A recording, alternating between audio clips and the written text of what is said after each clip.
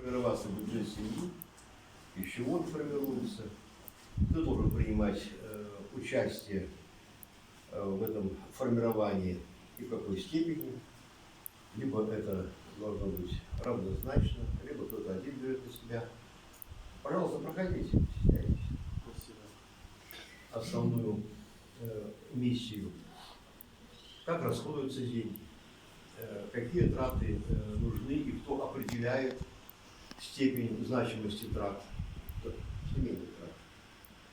Есть ли и нужно ли в этом плане какой-то консенсус проводить, согласие супругов.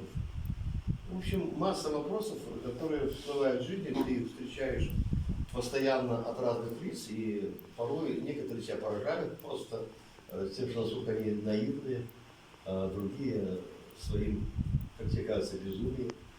Вот. Слава Христу.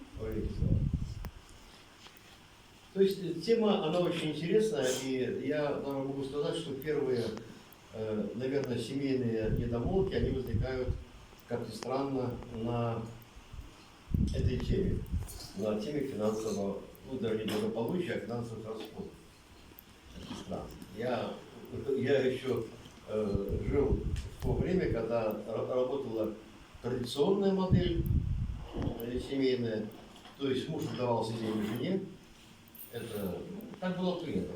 Сколько там оставлял себе до неизвестно, у каждого были свои. Наверное, кто-то вообще не оставлял. Муж отдавал деньги жене, потом, по мере необходимости, он получал там по рублю на обеды. Да, вот. Ну и, в общем-то, семейный бюджет формировался, наверное, под глобальным, скажем так, наверное, воздействием именно женских взглядов на эту жизнь.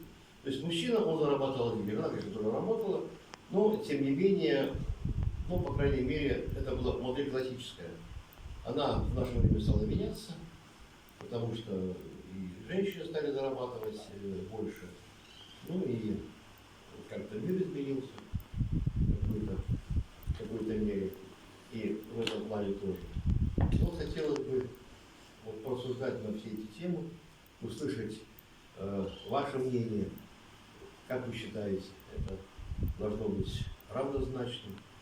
Или же бывает так, что кто-то в семье зарабатывает больше, и приобретает ли он от этого больше прав? Сколько нас тут? Чем больше зарабатывает, тем меньше прав. Больше зарабатывает, тем меньше прав. Ты говоришь, потому что я не Нет, она не слушает, что не бойся. А Елена тут, да? Ясно.